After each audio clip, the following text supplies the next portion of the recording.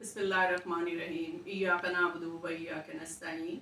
I'm Samina Imran. I'm the teacher of Pakistan Studies and Social Studies. मैं class 3 से लेके class FSC तक Social Studies और Pakistan Studies different schools में पढ़ा चुकी हूँ. And I have done Masters in Pakistan Studies and History. मैंने 2 स्कूलों में एज प्रिंसिपल भी काम किया है और पाकिस्तान स्टडीज़ के साथ मेरी मोहब्बत बहुत ज़्यादा है. जब मैं बच्चों को स्पेशली क्लास मैट्रिक को जब पाकिस्तान स्टडीज़ पढ़ा रही होती हूँ तो मैं खो जाती हूँ और मेरा बहुत दिल चाहता है कि मैं अपने स्टूडेंट्स को बताऊँ कि पाकिस्तान हमारे लिए कितना इम्पॉर्टेंट है और हमने पाकिस्तान कितनी तकलीफ़ों से हासिल किया और हम पाकिस्तान की क्या खिदमत कर सकते हैं. Being a student and being a teacher हम पाकिस्तान की क्या खिदमत कर सकते हैं. मेरी इस वीडियो का मकसद सबसे पहले तो ये है कि मैं आपको ये बताऊं कि पाकिस्तान स्टडीज़ क्लास 9th आप इसको क्यों पढ़ें और ये कितनी इम्पोर्टेंट है आपके लिए और आपके लिए फ्यूचर में किस तरह काम आएगी. My students in my class I have been telling you always that this Pakistan studies will help you in MTS exams, army exam, air force, and if you want to be a politician, it will help you in politics. अगर आपको पाकिस्तान की history और geography नहीं पता ना तो फिर आप पॉलिटिशियन भी नहीं बन सकते, फिर आप कुछ भी नहीं बन सकते. इवन बीइंग अ प्रिंसिपल, जब मैंने अपना प्रिंसिपल का एग्ज़ाम दिया तो मैंने रियलाइज़ किया कि 70% क्वेश्चन जो थे वो पाकिस्तान स्टडीज़ से रिलेटेड थे. उस दिन मुझे रियलाइज़ हुआ कि हमें अपने बच्चों को पाकिस्तान स्टडीज़ कितने मुख्तलिफ तरीक़ों से पढ़ानी चाहिए और इसको कितनी इम्पोर्टेंस देनी चाहिए. मेरे बच्चों, मैं आज आपसे क्लास 9 की पाकिस्तान स्टडीज़ डिस्कस करने जा रही हूँ इसलिए कि ये वो वक्त है जब आपने अपने इम्तहान से रिलेटेड तमाम बातें मेरे साथ डिस्कस करनी है और मैं आपको आसान तरीके बताऊंगी कि आप क्लास 9 की पाकिस्तान स्टडीज़ को किस तरीके से अच्छे तरीके से आप इसको लर्न कर सकते हैं, आप अच्छे मार्क्स हासिल कर सकते हैं. आजकल तो तमाम स्कूल्स और कॉलेजेस का ये हाल है कि बच्चे जो है वो जनवरी और फरवरी में छुट्टियां करना शुरू कर देते हैं और वो एक ही रीज़न देते हैं कि हम एकेडमी जाते हैं, हम थक जाते हैं इसलिए हम सुबह आ नहीं सकते. मैं आपसे कहती हूँ कि अगर आप एकेडमी जाते हैं, ठीक है, एकेडमी भी बहुत ज़रूरी है आपके लिए, लेकिन अगर आप जनवरी फरवरी में क्लासेस अटेंड कर लें और अपने टेस्ट प्रॉपरली दे दें तो आपको एकेडमी की भी ज़रूरत नहीं होती. आज मैं आपको बताऊंगी कि आप बगैर एकेडमी के पाकिस्तान स्टडीज़ पे किस तरह अच्छे मार्क्स हासिल कर सकते हैं. सबसे पहले मैं आपको पाकिस्तान स्टडीज़ क्लास 9 की बुक का इंट्रोडक्शन दे दूँ कि ये Pakistan studies this is a federal board book for class 9. यही बुक आपको उर्दू में भी अवेलेबल है और ये आपको ऑप्शन है कि आप उर्दू में एग्ज़ाम दे दें या आप इंग्लिश में एग्ज़ाम दे दें. अगर आपने पाकिस्तान स्टडीज़ में अच्छे मार्क्स लेने हैं तो सबसे पहले आपको ये बुक ख़रीदनी है. अक्सर बच्चे क्लास में बुक नहीं लेके आते, बुक आपके पास होनी बहुत ज़रूरी है. इसके अलावा मरियम की मैंने पाकिस्तान स्टडीज़ को आसान तरीन तरीक़ों से पढ़ाया है अपने तमाम क्लासों में और अपनी इस वीडियो में, ये मेरी वीडियो जो है वो फेडरल बोर्ड के लिए है. अपने तमाम स्टूडेंट्स को मैं बताना चाहती हूँ कि आप पाकिस्तान स्टडीज़ को आसान तरीन किस तरह याद कर सकते हैं और किस तरह इसको समझ सकते हैं. देखिए, मरियम की इंग्लिश में भी अवेलेबल है, मरियम की उर्दू में भी अवेलेबल है. इसी तरह Pakistan studies for class 9 English में भी अवेलेबल है और उर्दू में भी अवेलेबल है. अब मैं आपको बताऊंगी कि आपने इस सब्जेक्ट में कितने कितने मार्क्स, अगर आप कितना पढ़ेंगे तो आपके कितने ज़्यादा मार्क्स आएंगे. सबसे पहले मैं उन स्टूडेंट को डिस्कस करना चाहती हूँ जो 40 स्टूडेंट्स अगर एक क्लास में हैं तो 20 स्टूडेंट्स वो होते हैं जो कहते हैं कि हम ज़्यादा नहीं पढ़ना चाहते. They are continuously bunking, they are absent in the class but they want to get 30 to 35 marks in Pakistan studies. मैं एक बात बताऊँ आपको, पाकिस्तान स्टडीज़ में कभी कोई बच्चा नहीं फेल हो सकता है. It is very easy subject. आपने सिर्फ ये करना है कि आप सबसे पहले मरियम की खरीदें और 3 पॉइंट्स हैं जो आपने याद करने हैं. अगर आपने 35 मार्क्स लेने हैं पाकिस्तान स्टडीज़ में तो आपको 3 पॉइंट्स याद करने हैं. इनमें से नंबर 1 पॉइंट ये है MCQs. देखिए, जब भी पेपर सामने आता है तो question number 1 is about the MCQs. 10 marks से MCQs का क्वेश्चन होता है.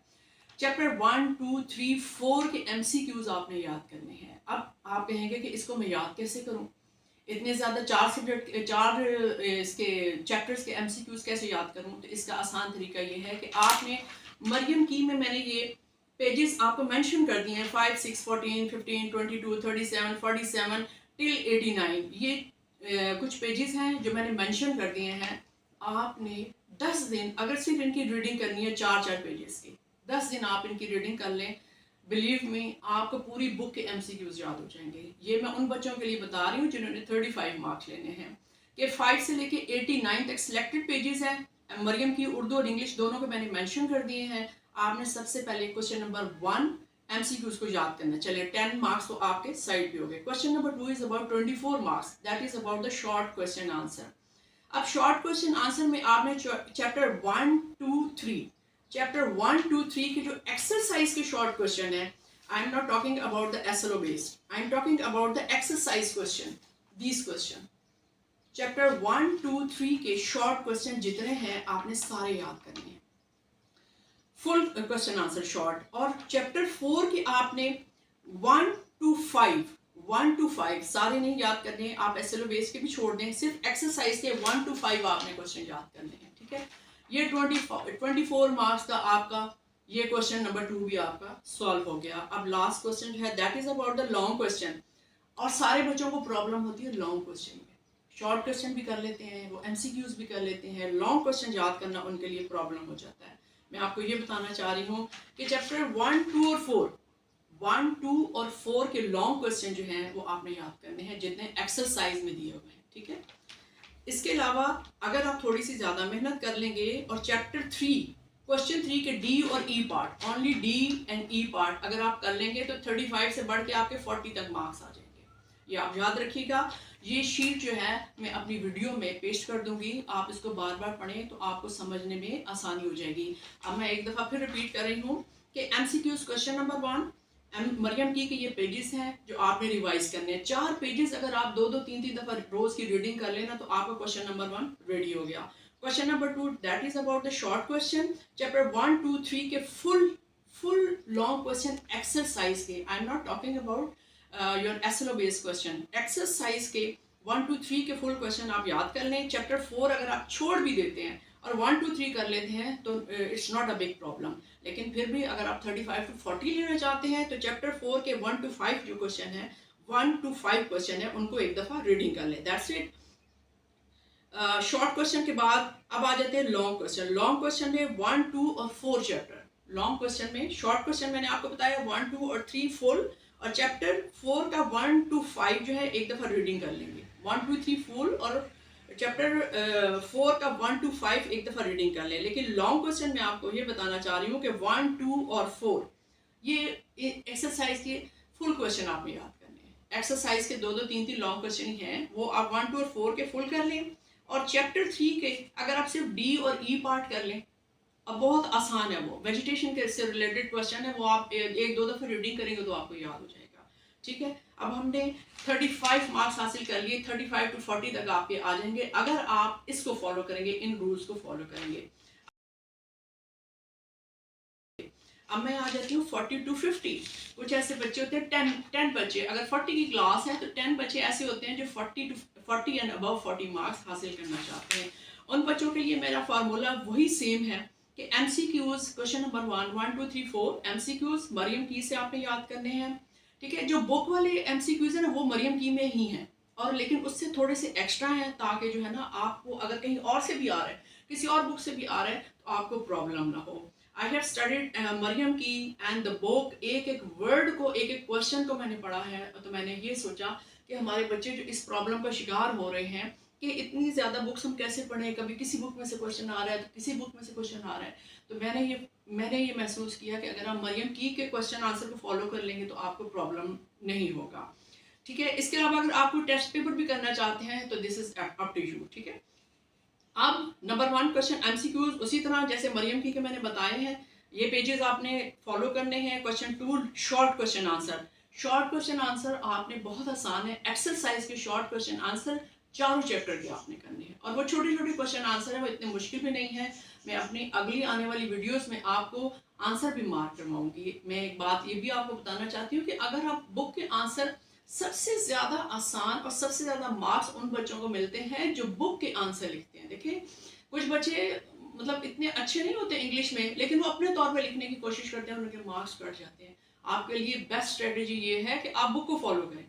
जब आप अपनी टेक्स्ट बुक को फॉलो करेंगे ना और उसी में से आंसर लिखेंगे, बिलीव में आपके मार्क्स नहीं कट सकते। पाकिस्तान स्टडीज़ में मार्क्स नहीं कटते अगर आप सही आंसर लिखते हैं, लेकिन अगर आप अपने वर्ड्स में लिखना चाह रहे हैं और आपकी इंग्लिश में नहीं अच्छी तो आपके मार्क्स कटते चले जाएंगे।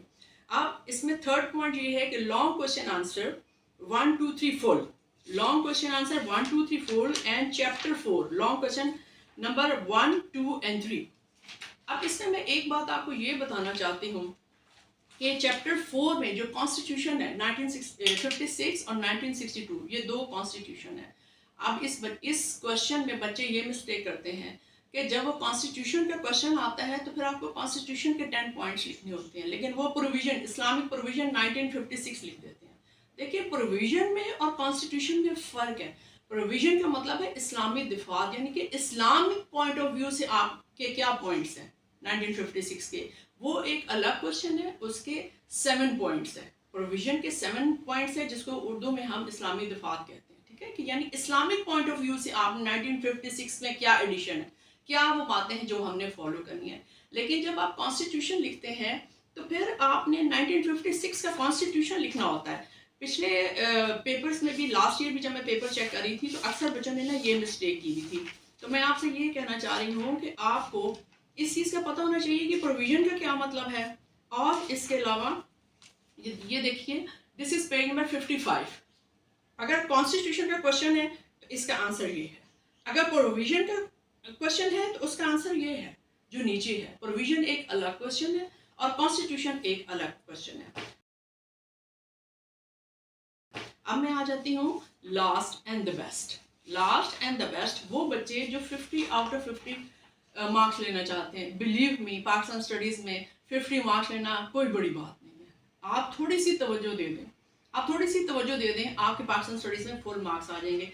न सिर्फ ये कि आपके अभी फुल मार्क्स आएंगे, आप यकीन करें कि आप ज़िंदगी में, प्रोफेशनल लाइफ में जो भी इम्तहान देंगे ना, आज 9th क्लास की पाकिस्तान स्टडीज़ पढ़ी हुई सारी ज़िंदगी आपके काम आएगी। 9th क्लास इतनी इंपॉर्टेंट है, believe me. 9th class 10th और सेकेंड ईयर से ज़्यादा इंपॉर्टेंट है, क्योंकि सारी बेसिक्स पाकिस्तान स्टडीज़ की क्लास 9th में पढ़ा दी गई हैं, अगर आप इसको अच्छे तरीके से पढ़ें। अब मैं अपने बेस्ट बच्चों के लिए ये वाला पेज आपको मैं दिखाना चाह रही हूँ कि if you want to get 50 out of 50, तो उसके लिए उसी तरह सबसे पहला पॉइंट रीडिंग। आपने बुक की रीडिंग करनी है। जो भी चैप्टर आप स्टार्ट करने लगे, देखें जो पेपर बनाने वाले होते हैं, पेपर मेकर, और वो हमेशा एक तो एमसीक्यूज ऐसे डालते हैं जो टॉपर बच्चों के लिए होते हैं, जहाँ से जो पोजीशन लेने वाले बच्चे उसको सॉल्व करते हैं और फिर उनकी पोजीशन बनती है। उसके लिए बेस्ट स्ट्रेटजी ये है कि आप रीडिंग करें। तो मैं आपको ये बताना चाह रही हूँ कि जो बेस्ट बच्चे हैं, जो टॉप करने वाले बच्चे हैं, उन्होंने सबसे पहले रीडिंग, जो भी चैप्टर आप स्टार्ट करें पहले उसकी रीडिंग 2 दफ़ा कर लें। उसके बाद एमसीक्यूज उसी तरह मरियम पी के जो पेजेस मैंने मेंशन किए हैं उसके एमसीक्यूज की रिवीजन करें। फिर आपने सारे शॉर्ट क्वेश्चन, चारों चैप्टर के short question, and they are very easy. और मैं आपको बताऊंगी कि किस तरह आपने शॉर्ट क्वेश्चन याद करने अपनी अगली वीडियो में। और लॉन्ग क्वेश्चन आपने कौन से लॉन्ग क्वेश्चन आपने करने हैं और कौन से आपने छोड़ने हैं, 1 2 और चैप्टर 4 के लॉन्ग क्वेश्चन तो आपने सारे करने हैं। और जो चैप्टर 3 है, that is about the geography, उसमें मैं आपको बताऊंगी अपनी अगली वीडियो में कि कौन से क्वेश्चन आप कर रहे हैं और कौन से क्वेश्चन आप छोड़ रहे हैं। यकीन करें कि अगर आप इन तमाम इंस्ट्रक्शन को फॉलो करेंगे तो 35 टू 40 भी मार्क्स आ जाएंगे, 40 टू 45 भी आपके आ जाएंगे और 50 आउट ऑफ 50 भी आ जाएंगे। Thank you very much.